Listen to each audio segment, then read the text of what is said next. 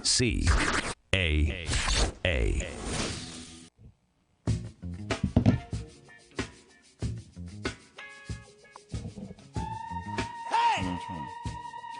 Thank you for tuning in for this edition of Justice Watch with Attorney Zulu Ali. I am Attorney Zulu Ali with the Justice Watch crew. Rosa Nunez, Michael Bilal Clark, Dr. Akil Bashir, and Andrea Rodeman. This week, like every week, we'll be discussing critical legal and social justice issues that are impacting our community. This week, we'll be discussing the Trump indictment, school shootings, and we'll also be discussing gun control. Now,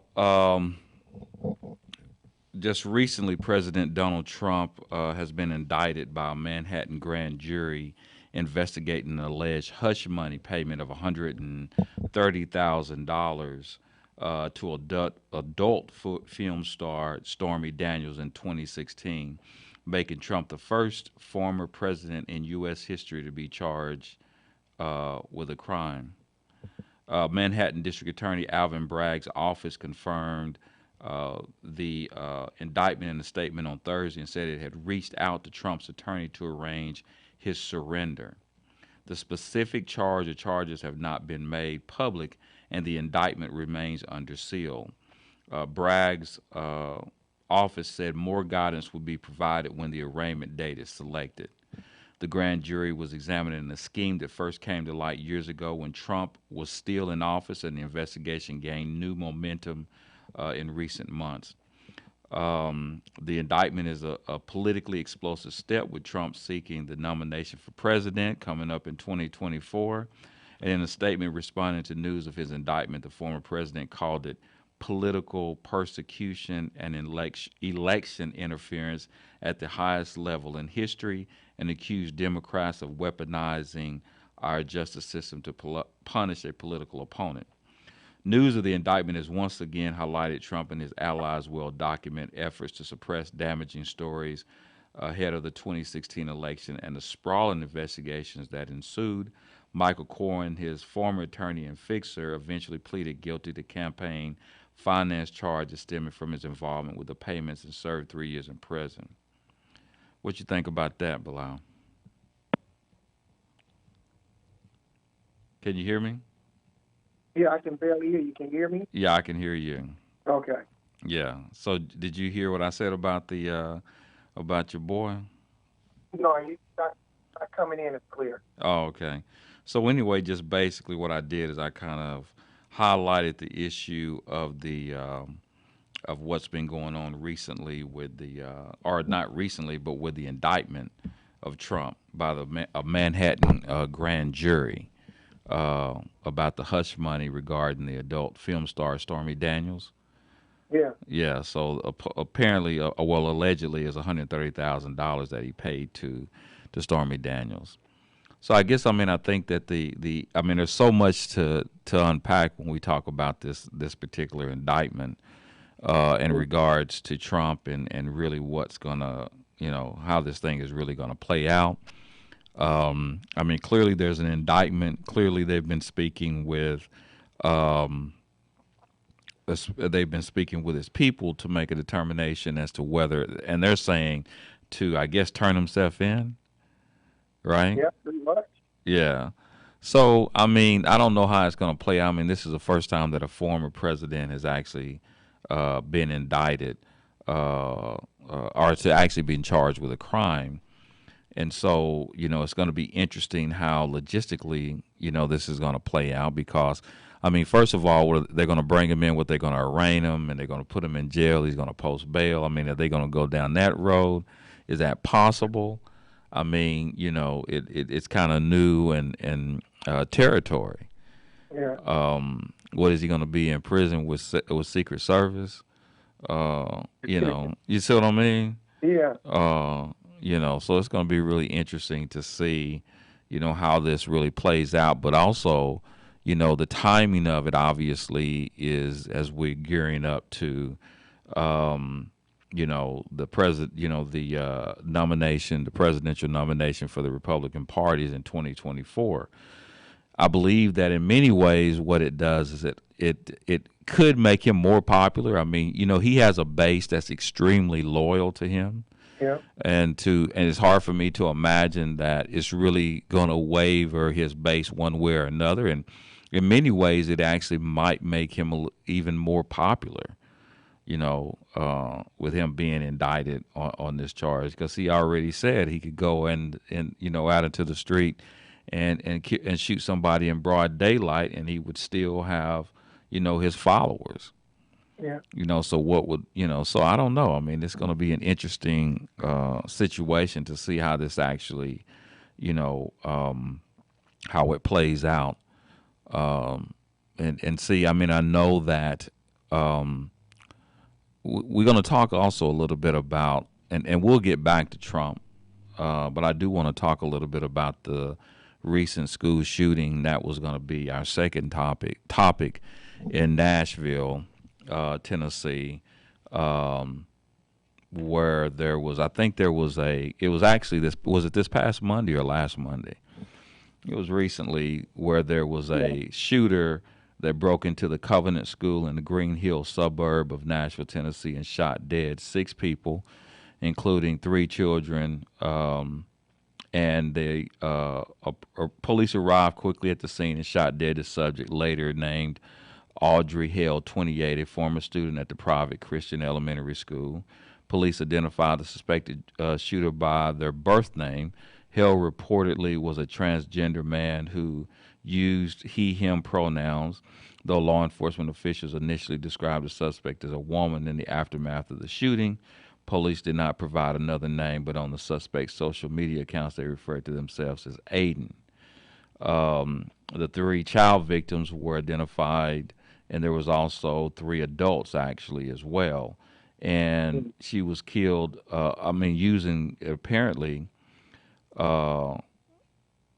was she armed with an AR-15, assault rifles, and a handgun? Yeah. I mean, they're doing a lot now, And so my thing is, I mean, this obviously brings up a couple other things. Obviously, is the issue of gun control, and whether as we start seeing more and more of these shootings in school, right? Now, I've done looked at a little bit at the statistics with regards to these shootings and well, gun control. Let me talk about gun control as it relates to, especially European countries, and the relationship as it relates to the more stricter the gun laws, the less likely they have gun violence in their country. There is a correlation between the two, right? And so the question still goes out, and they say that people are the ones that actually kill people, not guns but people, right? And so the question is it a situation where should we? I mean, obviously we're actually seeing more lenient gun laws, right? In a lot of these states, they're not getting stricter. They're actually getting more lenient, right? Yeah. Yeah. So, I mean, the question is going to be, I mean, is it really? Are we really at a point where we really need to? Is it guns? If we do have stricter gun laws, are we going to address the problem that way? Is that going to get rid of, or do we have something deeper in our society that's much more impactful as it relates to these school shootings than actually just gun laws? Mm. Well, you can't control people, of course. People are going to be people. You're going to have those psychotic minds out there all day long. I mean, you can't control guns, but I mean, considering the fact that it's one of the rights, you can have that right. I don't believe that you should put those restrictions on the guns, but I think that you should put more protection on the schools, as far as like being able to safeguard the schools a little bit better than what we typically do. Now, the police actually responded to them. I mean, of course, it was too late at that point in time. But, they did go in and, considering the fact the other one, they went a lot slower and then there was a lot of more victims. And I think they did their job by going in there as fast as they did. I think that at this time, I think that you can put more more restrictions in terms of on schools, in terms of safeguarding them a little bit better than we have been doing. Like I say, you can't control people. People are going to be people. You're going to have those minds out there. And you are right. They are getting a little bit more lenient in different states as far as like giving you the right to carry and stuff like that. And that is a right that is, guaranteed to us by the Constitution. But in this regard, it's one of those things where it's like a double-edged sword. Yeah, a lot of the talk is, using it. Some of it has to do with the argument about these assault rifles. That clearly there should be a ban on assault rifles and automatic weapons, and those types of issues. And how we're going to spend a lot of time dealing with that issue. But I mean, is it a much deeper issue than guns? I mean, clearly the numbers don't lie. The numbers are clear that basically societies that with the more stricter gun laws actually have more less violence, at least as it relates to guns, and violence probably in general. And if we were to make stricter laws in this country as it relates to guns, it's more likely than not that we probably will see, a lot less gun violence. But, for example, like a state of in certain states, like for example, the state of California, where I don't the consequences of having a gun when you commit a crime is extremely severe, right? In this particular state, I mean, people are getting, a lot of time just for having a gun at the time that they allegedly are committing criminal acts. Obviously, No, go ahead. I hear. But obviously, it doesn't. But we haven't really seen a curve in this state. Of less violent crime. I mean, although there's tougher laws in the state of California, I guess it's a difference, between whether there's tougher laws for being convicted of in gun-related crimes as opposed to, actually having stricter laws as it relates to getting your hands on guns. Now, most people who are going to get their hands on guns are not going to go through, in most cases, whenever there are criminal offenses that are committed, generally those individuals aren't buying or purchasing weapons through legal means. Most of these weapons are being, purchased, on the black market. The question is, how does that, if you have stricter gun laws when it comes to purchasing weapons, which is, I think, what's going to be the focus. How would that really impact, gun violence?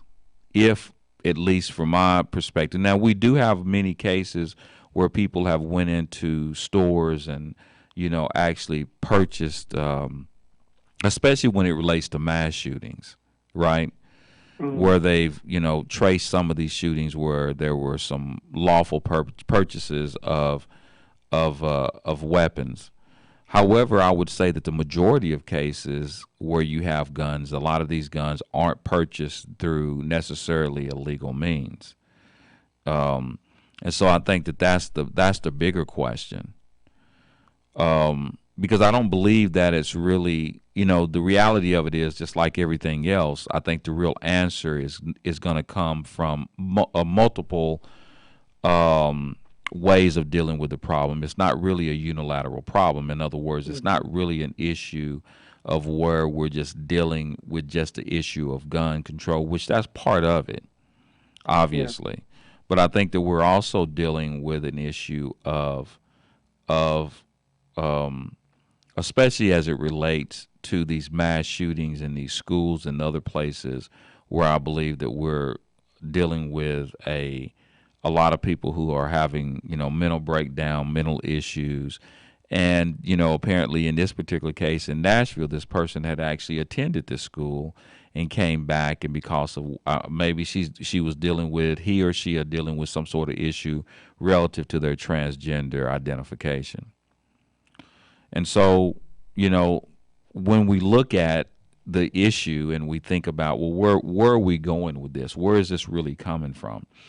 On one hand, when we think about the mass shootings, we're very quick, and we talk about where are we going. I mean, we're seeing more and more mass shootings. We're seeing more and more of our children being killed. Although that is true, we're seeing more and more of our children being, these mass shootings, especially school shootings, are actually increasing. But when you look at crime in general, and the fact that crime in general is increasing, it should not be a surprise that all aspects of crime is going to be increasing, whether we're talking about school shootings or whether we're talking about any type of mass shooting. I think it's kind of really creeping up in a way that is consistent with how crime is increasing in general. Mm-hmm. And the fact that we deal with everything. For example, the significant number that we've seen, a significant increase in the number of violent crimes in this country continues to increase, but with the incarceration rate increasing. And we're realizing that, the incarceration of these so-called violent criminals or violent crimes has not really done much to have any real impact on crime, right? Mm-hmm. And then we're alarmed now that we're seeing a public display of something that is consistent, that happens, that doesn't get that type of media. In other words, general crime, everyday crime is increasing. Mm-hmm.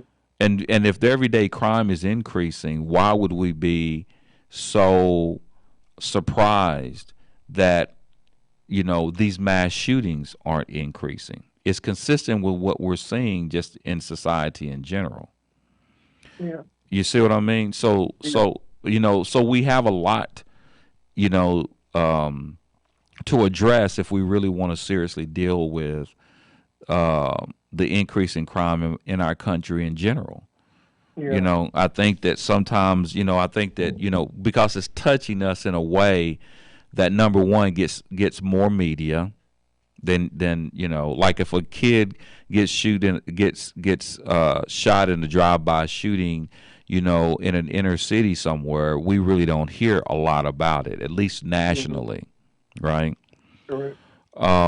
But if it happens to be 3 children that get shot at once in a school shooting, then it catches our attention. Mm-hmm. And so as we talk about school shootings and the increasing of school shootings and mass shootings, we also need to put on the table about the increase in violent crime in general. Because that's just, it's going to come along with the territory. You know what I mean? And so, now that we're seeing an increase of individuals that are involved in just crime, period, we're just not really addressing, some serious issues that are really going on in our society. About, there's so many different issues that we're not dealing with. A lot of it has to do with the fact that we have not seriously addressed the issue of poverty as it relates to violent crime, and nor have we really addressed the issue of our mental crisis that we're dealing with in our society. Mm-hmm. And so what we've done is we criminalize everything. We feel like that we can legislate everything away. The largest mental institution is the prison. Yeah. That's who houses most of the people who have mental issues, is the prison system. And oftentimes these things actually starts sometimes in the juvenile justice system, sometimes in detention in school, and they go unchecked, and people don't really address those issues. And so we just have a society that that basically can't really deal with, crisis at this point, Yeah. and how to address that issue. And people just get so disgruntled because, but at the same time, what is causing that? Hmm. You see what I mean? Yeah. Why is it that people are so less likely to be able to deal with issues today as opposed to before? And where's that coming from? I mean, on one hand, if I can be devil's advocate, is that we're in a society that, how do we teach people? I mean, what is the standard in our society now for people that cannot handle stress or who cannot handle pressure? How do we deal with that? I mean, there's been stress and there's been pressure Yeah. since the beginning of time. But why is it that now that we don't have a society or people that can't deal with stress or deal with pressure? Why is it? Why aren't we? Why is it that we can't deal with that anymore? Um, you know, going back to, I think that we have to realize that every year we have seen this increase in crime, Hmm. and we have come to see that every year we talk about these school shootings, Hmm. and we talked about it years ago that it's only going to get worse, Okay. and it's only going to get worse because whenever you look at the different institutions and schools and stuff like that, like we talked about as far as like people having counselors on the school ground, people having counselors in school, in the prison system. The prison system is more of a punishment more than rehabilitation. Mm. And so when you see that, when you see a society that just want to punish and does not offer our children or our youth or people that's in the prison system a way to be able to express themselves and be able to deal with the rehabilitation aspect of it, then you're going to have a lot of disgruntled people in society. A lot of it goes back to home too, whether parents being able to be loving and being able to talk to their children, being able to embrace their children instead of getting caught up in the everyday grind and not pay the children any attention. Hmm. You look at the school shooting. I believe the young lady, she was young, young lady, young man, whatever it was, um, a young person. But as far as being able to be there and be able to discuss whatever issues that person had before they went on this rampage. And so you're going to continue to see this. Hmm. Um, and it's a sad reality, but when you don't have somebody in school to talk to the children that come through to have some type of problem and some type of issue, and being able to sit down and discuss those issues with that child is that child is basically just gonna let whatever it is that festers inside of them grow, and then it turns into anger, and anger turns into hatred, and then we end up with one of these types of situations. Hmm. So until we be able to confront those issues, I think we're going to continue to see this increased level of crime. Yeah. So I think also we have joining us is Detective Lieutenant Reese. Are you there? I'm here, Councilman. How you doing, bro? I'm doing well, and you all are doing a wonderful job. It's amazing. I'm listening to the dialogue, and it takes me back to a number of months when we had a discussion in regards to weapons and issues. And y'all might recall we talked about the TAC program that would be good to have instituted, where it was teachers' accessibility capacity and also tracking accessibility and capacity. And what he's talking about is that ability for people to just identify whenever there's going to be an issue before. It's really sad that in the state of Tennessee, we are dealing with some issues where we have people that I think are very backwards in their thought process. And we just recently had a law change where that everybody of the age 21 can have a weapon, and they're changing it now to 18 without any type of registration or anything. So I don't know, at times it makes me wonder just what exactly is on the mind of those that are in a position to make things a little better. I mean, to stick your head in the sand and not even acknowledge that there may be some good things to be able to come out of, the red flag law, then it just kind of leaves you at a loss, I think. Yeah. I mean, one of the things, if I can be, I guess I'm going to be devil's advocate today. So, one of the things that um, I know that a lot of obviously, I think that we're dealing with two different issues. I mean, I think that it stems from three different issues that we're dealing with. I mean, just at least from my perspective. Number one, obviously, we're dealing with our obsession and lack of of restrictions as it relates to gun laws in this particular country. I think that's one thing. The second thing I think that and as we were speaking, earlier, was clearly the issue regarding the fact that we just have a steady increase in criminal acts anyway. So we're seeing in all aspects of life, we're seeing an increase in crime. So it shouldn't surprise us that we're seeing an increase in these school shootings and just mass shootings in general, just simply because we're going there. And then I think that one of the other things that I think that we're dealing with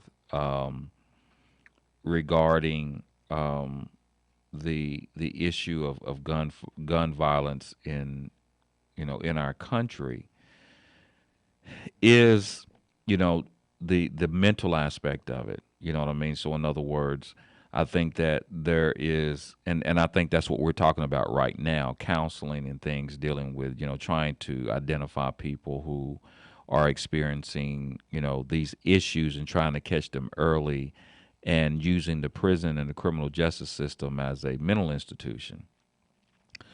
But one of the things that I did also want to address is, you know, one of the things that, and I thought about this actually when we actually had Detective Reese yesterday. We do this stop and frisk. I think you're kind of familiar with the Stop and Frisk Academy that we conduct, where we talk to younger people about how to deal with police encounters, leadership, and many other things.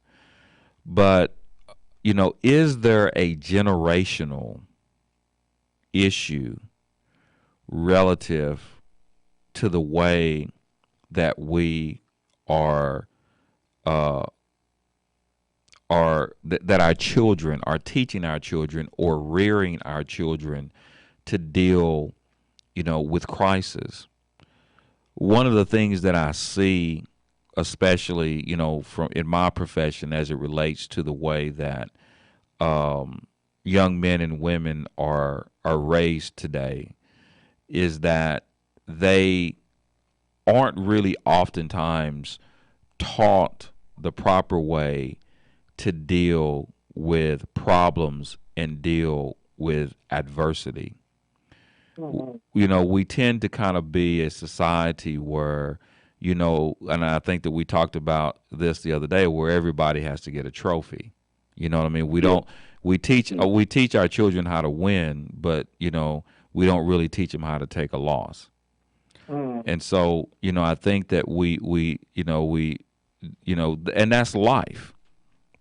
The life is ultimately about picking yourself up, and I'm going to give you two examples, just two examples that came to my mind.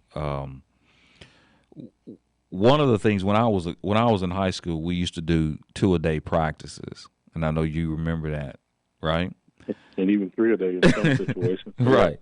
And I remember one day I was at home, and I was complaining to myself about 2-a-day practices. And I remember my mother came in and scolded me for complaining about 2-a-day practices, right? And also I remember one time, my main thing, of course, was I love playing football, but I also had played baseball a couple of years. And I remember one year I really didn't like baseball that much, and I was going to quit. And I remember my mother wouldn't allow me to quit, because she said, hey, if you start something, you got to finish it. You can't quit. So, this just kind of goes to that now. We don't really have that kind of, tough it up type of situation. On one hand, we say that's the problem, because we're so used to not really addressing our mental issues because we're taught in our community and in other communities just be tough, to suck it up. It's the fourth quarter, suck it up, keep your head up, and keep fighting, right? But on the other hand, is it that we're getting away from that? Because life is all about crisis. That's the whole. That's life. Life from beginning to end. Life is really about how you deal with adversity. Nobody is immune to adversity. If like they always say, if it ain't one thing, it's another, right? Well, that's true. The biblical text tells us, man born of a woman have days that are full of tribulations, and that's just a given. And I would have to agree in regards to the way that the kids today may be raised. There's not any classes or anything that kind of teaches them conflict resolutions, whereby that they know that they have options other than going to the most extreme in order to resolve a situation. And then also, like you mentioned, is just being able to take a loss and being able to know that it's okay for me to lose today, and then tomorrow I may be the one that wins. And that's just how it goes. But I think that we have to get real as adults in this thing, too, and say, well, one, there is a need for understanding that there has to be some type of limit on the capacity of the carnage that a person can actually utilize if they have a military-style weapon. We have to get real with that. And then secondarily, we have to get real with the fact that, it is a mental issue, and there is something that's going on, with our children. I think as an investigator, what always disheartens me is in the majority of the shooting situations, there's always somebody that comes out later and say, well, I knew this was going on, or I knew something was happening. And I think one of the problems that we have in the United States is the fact that we don't really want to term this exactly what I feel personally that it is. And to me, it's an act of terrorism. A lot of times we want to have foreign and domestic terrorism or whatever and put a label on it and kind of, ice it down if it's domestic or whatever, because they're American-born, so it's not as serious as if it's from another country. But the fact of the matter is we have to get real and just call it what it is. And that's, to me, in my heart, that's what it is. And we also have to get real with the fact that we have to be able to differentiate between the situation of wanting to address the mental illness aspect of it, but also the aspect of accessibility.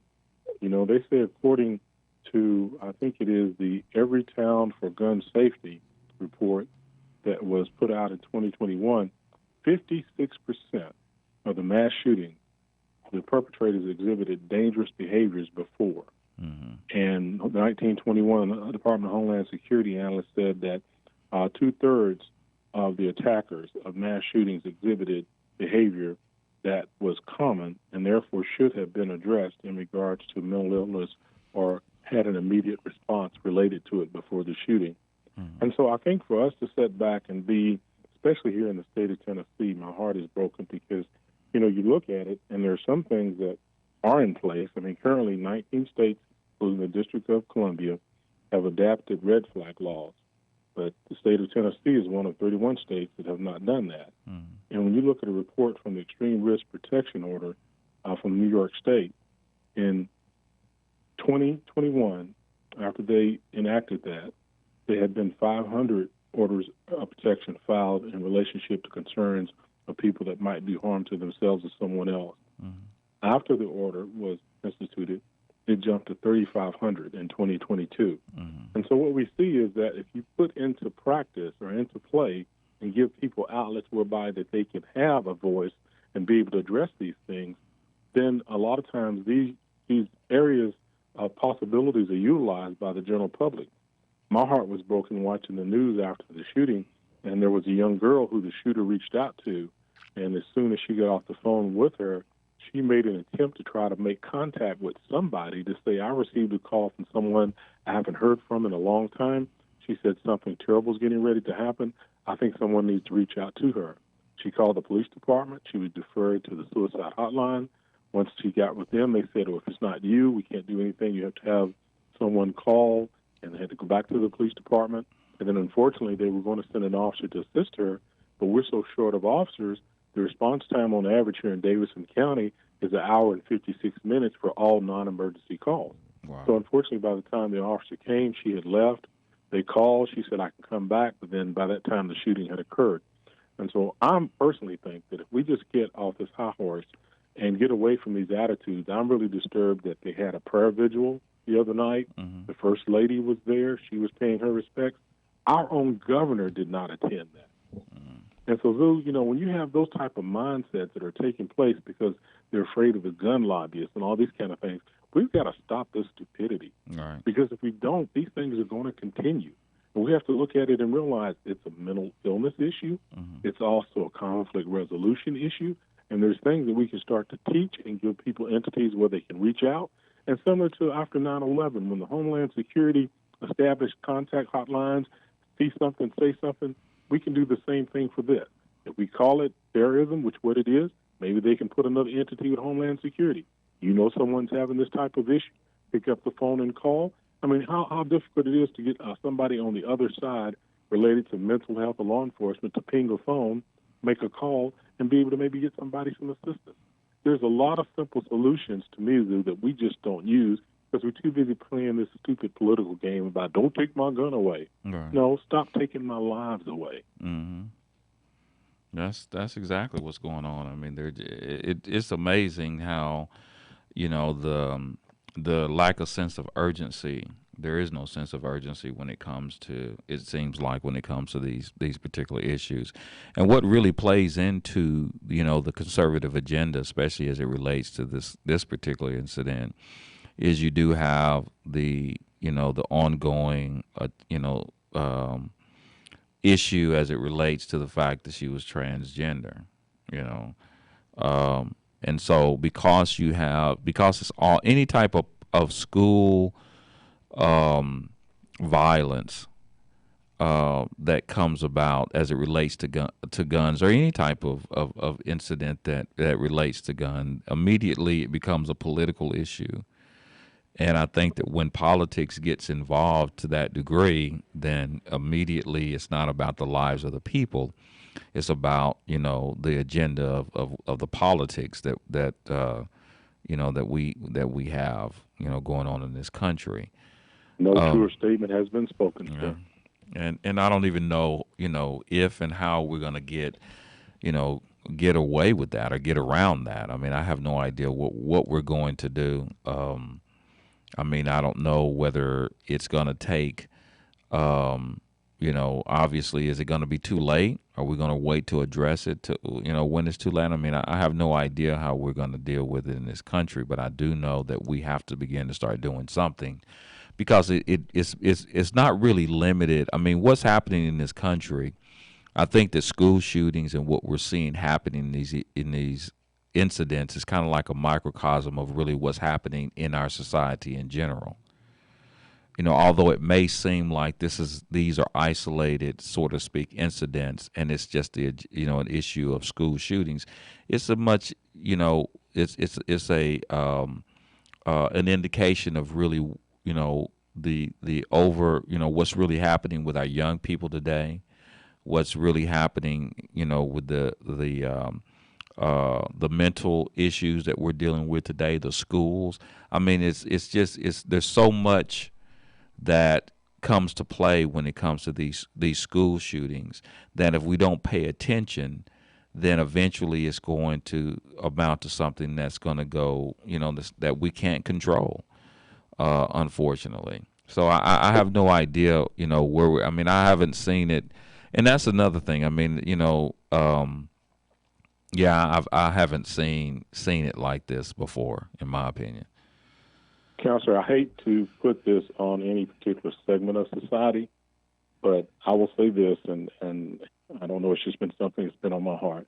The change is going to come in regards to these senseless situations and these shootings when the women of this United States stand up and say enough's enough. And the reason I say the women is because they are the life givers. They are the ones that carry these children. They are the ones that are connected more to human life, I feel personally as a man, than anyone. And so I say that when the masses of the women get together and say we're sick of this and enough's enough, and I said, well, let's start a group called MASS. It stands for Mothers Against Senseless Slaying. Let's do that. Mothers Against Senseless Slaying, because that's what this is. And when we get to that point where these mothers step up, you'll start to see a change. Right. And you know there's a lot of power in the bedroom. And if you got these men or these politicians that are being stupid, you let these mothers step up and do and say, hey, you ain't touching me till you get this right. A lot of things will start to change. Right. Wow. That's crazy. Yeah. What say you, Bilal? Yeah, I can't quite hear him on the other end, but you know, it's sad because it's like, you know, as a parent, every time I drop my children off at school every day, it's one of those things where, you know, I'm real concerned about their safety because I don't know what's going to happen. You know, my children have phones and everything. You know, my 10-year-old, he has a phone, you know, and sometimes I get in the mode where I want to punish him and I want to take that phone away, but I realize that sometimes, you know, I got to give him that phone because the simple fact is I'm afraid that if something happened, I want him to have that direct line to me, you know, in cases like this. And, you know, as a parent, you know, it's not fair that we should have to worry about our children going to a place where we consider to be safe and have to worry about that. You know, I see in some states they even allow the teachers, you know, to have guns, you know, on campus, locked up, of course. But I feel that, you know, that should be a requirement in all the schools, you know, because I think people that are, you know, that are mental, that feel that they want to run up in a school, I think that they would think about it, you know, twice. That if they feel that there's somebody up in there waiting for them with a pistol on the other end, then they'll think twice about running up in there. And to safeguard our children, I think that should be required across the board. Yeah. Well, I mean, that has been something that, to be quite honest, that's kind of like the position of the conservatives as to arm the teachers. That's been an argument that's been made as far as how to deal with it as well. So, I mean, there's so much, you know, like I said, that's going on, and there's so many things that we have to really unpack as it relates to really what's happening, you know, in these school shootings and what's going on. And again, it's really an issue of, you know, our country just getting more and more, you know, we're losing our values. You know what I mean? I mean, and there would be some people that would have to argue with that. I mean, when do we ever have values? But I can you know, but you know, I can. My argument is, I think that we're seeing that as we're you know, moving away towards, you know, having values in this country and seeing more of an increase and what's important, and seeing an increase not only in just, you know, this issue as far as mass shootings, but just the crime in general. I mean, you know, and our prison population. Yeah. I mean, it's just, you know, it's a lot, and I don't really see, you know, the type of action that I would like that gives me a lot of hope. And in fact, the ones who are rallying the most are the ones who are actually rallying for a position that really is going to increase and you know, increase the violence and subject us to more, subject us to issues regarding our safety and the safety of us in general, and the safety as it relates to our children. So, you know, as far as moving and coming out of this situation with, you know, with a solution. I mean, obviously, we need people to put a lot of pressure on our legislators to do what they should be doing as it relates to getting more legislation that would be in place that would assist the issue with guns, as well as our local school boards. I mean, how are we, you know, dealing with our school districts, and how are they dealing with, you know, issues addressing, you know, our children and children that are, you know, that are going through issues. Of course, in this particular case, we had a former student, and who knows what was on her mind. And I know that, as Detective Reese said, if there was other things, for example, in this particular case, if they had things in you know, set in place to deal and address specifically issues of people who are dealing with crisis, mental crisis. This and again, we as you say, there's always these indicators, but we don't catch these indicators until later on. People aren't really paying attention to these people. And you're right. I mean, they'll go on the Facebook pages and you'll hear stories about, even sometimes they even put out manifestos, right? Hmm. And we don't even, aren't even And I able to think address them, I huh? think that's what she did in this case too. They found that later, and I would just like to say too, Counselor, that we just have to get back to some common sense. I mean, especially I'm just speaking in regards to the state of Tennessee. And if I'm not mistaken, I was trying to find my notes to give you the exact numbers, but when they changed the law here in the state of Tennessee, where everyone could get a weapon without registration, I believe every law enforcement head in all 95 counties sent a letter to the governor asking him not to do that. And one of the reasons was for the public safety, but the other one was for the safety of the officers, because they knew that more than likely when officers confronted people, they would be outgunned. We've had a number of police shootings in a lot of rural areas in the state that a lot of times we just wouldn't see before, but now everybody's carrying. Right. Even in the city of Nashville, I think they said a few weeks ago there'd been a total of 191 guns stolen just from automobiles. And I think they said they were able to tie, I don't want to give you the wrong number, but it was a high number to some criminal activity and some even to some homicides. So what we had was people running out getting guns and then not knowing how to secure those, leaving them in unlocked cars or leaving them in areas when cars are broken into, they could get those. And then they were later turned around and used against the public.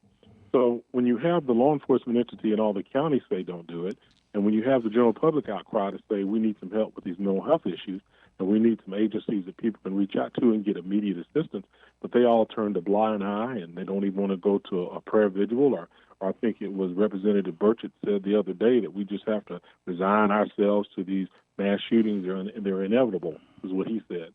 When we have people sitting up on the hill with those type of attitudes, we're at a loss. Right. And so we're just going to have a group of people finally step up. I hope it's the mothers of this world that will step up and say enough's enough. Yeah. Because all we have to do is look at places, I think, like Jamaica and some other places that have areas that have a lot of crime, Mexico. And what it boils down to is the more guns, the more issues you have. Right. And that's just the nature of the beast. Yeah. It definitely makes a difference. I mean, I think that, like as I said at the very beginning of this segment, I mean, numbers don't lie. I mean, clearly, Right. the more strict the gun laws, the less likely you're going to have violent crimes. And I mean, and people just, for what I mean, the reason why people aren't willing to, give up their guns is because I think they're more fearful. I think there's a lot of of distrust in the government, and the irony is that the people who tend to be so patriotic tend to have the least trust in the government. But the truth of the matter is that most people that seem to have that mindset are the ones that want to actually overthrow the way things are. Right. Isn't it kind of strange how that happens? It We're is. just going to be real with it. Right. We're going to call a spade, as they say. That when I look at it, those are the ones that are saying, well, give me my 300-round mag and my military-grade weapon and don't take it out of my cold, dead hands, or you Right. have to. And I'm like, but you're the ones that seem to have all these issues that you're wanting to overthrow the democracy and the voting process and the way things are. And, Right. That's what's so strange to me. Yeah. I don't think anyone's trying to take anyone's gun, but we just have to use a little common sense. When you think about the Mandalay Bay shooting in Las Vegas and the type of weapons that man had and the number of rounds he was able to spit down range, Right. That's just unheard of you expect any law enforcement officer to be able to try to go and challenge that. Right. It's a suicide mission. Yeah. So let's at least have it on playing fields that are level. And then if you want to have military-type weapons and a 300-round magazine, you have to do a few extra things as far as registration and us knowing who has it. And when you sell it, we need to know where it goes. There's nothing wrong with asking that. As an investigator, I need to know if I dig a bullet out of someone or a wall, who I might be able to, connect that to make the case. Right. It's just common sense. Yeah. Yeah, it's crazy, man. I mean, because I mean, you think about all these guns and the fact that, yeah, I mean, it's crazy. It's crazy. I don't even know how to even And again, the thing that bothers me, of course, we need to stay on our legislators, and I know a lot of us aren't really fond and keen on, voting and the political process, and more people are losing faith in the political process and don't even see it as a viable way of really addressing the issue, and primarily because we hear, as you said, like, for example, what's going on in Tennessee and really many other states as it relates to the way our legislators, especially those from the more conservative and the Republican end of the side of the aisle, are more, see this as their support of any type of control on guns as a threat to their own political life. Then you're just going to continue to see, people ignoring and giving a blind eye to or turning a blind eye to the clear issue of lives of the lives of human beings, and it just shows you, unfortunately, the ugly head of the political process, and we can just hope and pray that cooler heads will prevail, and that ultimately we will ultimately start seeing some changes in our legislature, and seeing some change as it relates to guns, as well as our policies as it relates to how we deal with people that have mental are showing signs of mental illnesses. And hopefully that'll happen, because that's the only way that we're really going to see, really any significant change, or we're just going to start seeing, it's kind of like it's kind of like a trailer or a highlight of things to come. I mean, that's really what we're dealing with. Yeah. Well, for my dime, I'm putting it on the mothers of the world, and I think that when they come together and say enough's enough, they'll feel change. Mm-hmm. And then also just, look at your politicians and follow the money. I know here, after they enacted the new gun law here in the state of Tennessee, Smith & Wesson broke ground on a new manufacturing location just right outside Davidson County. And I sometimes I just don't get it. I really don't. It's bad. Yeah. But we'll get there. We'll get there once people just realize that these lives are important, and we can make a difference and do something. We don't have to sit back on our hands and say, well, it's inevitable, it's going to happen, people are people or whatever. Mm-hmm. No, we can do some things to make a change. Oh, yeah, we definitely have to stay in the game and do what we need to do and do our part, both as it relates to our involvement, in the schools and what's related, and, as far as our legislature, and even in our own homes as it relates to dealing with our own children. Amen. And I think that's kind of one of the things that we have to really, pay attention to, realizing that really what's going on in this society and how we're seeing these children that are being, the depression and the that these children are dealing with, and it's amazing that when things were so simple, it was so much easier to deal with stuff, right? Amen. But at any rate, wow, we done ran out of time.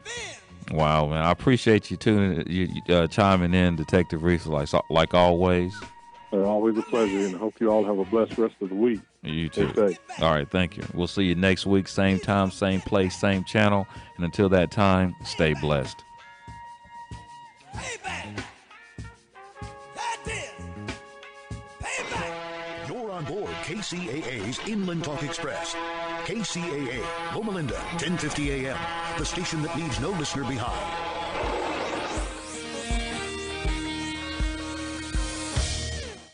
The views and opinions expressed by individuals on the following program do not necessarily reflect those of the network, Guys Guy Radio, and its platforms. It's Guys Guy Radio. Here's your host, Robert Manny. Welcome to Guys Radio. This is your host, Robert Manny. Welcome.